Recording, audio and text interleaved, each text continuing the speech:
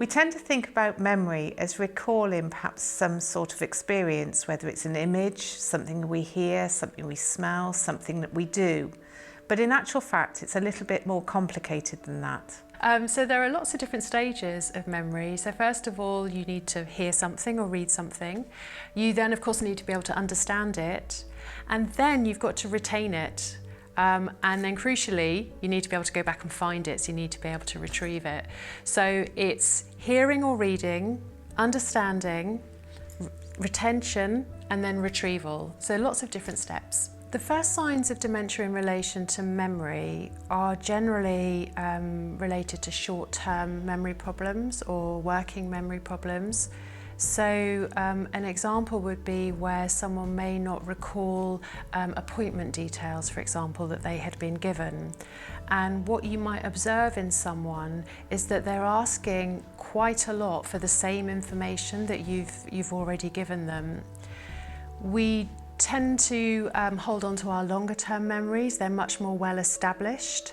So it's really the new information, it's learning and retaining that new information that is one of the first signs of dementia. Memory problems can have a really big impact for people with dementia and for their carers. For example, you need to remember what someone has said to you to be able to have a conversation.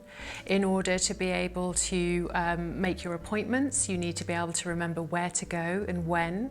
In order to buy the food that you need to be able to remember what you bought and what you haven't got. So memory is involved in so many aspects of life that it can have quite a profound effect.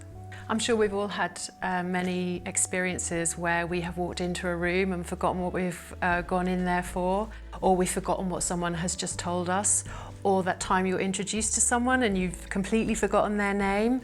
So memory lapses are really normal. I think what really differentiates normal memory problems as opposed to the beginnings of dementia is the frequency that is starting to happen. It's also really important to remember that memory isn't always a first symptom of dementia. Some dementias affect other parts of the brain, so someone might be experiencing visual problems, for example. So it's really important if someone is experiencing unexplained symptoms that they do go to the GP and get that checked out.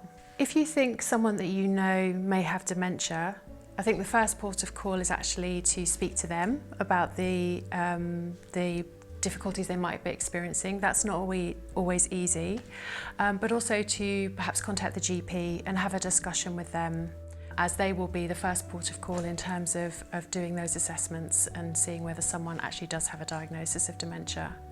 At Dementia Carers Count, we really want to help you to understand more about memory and dementia. Researchers are still trying to find out lots more about how memory works. You can learn more about what we do know on this section of the site.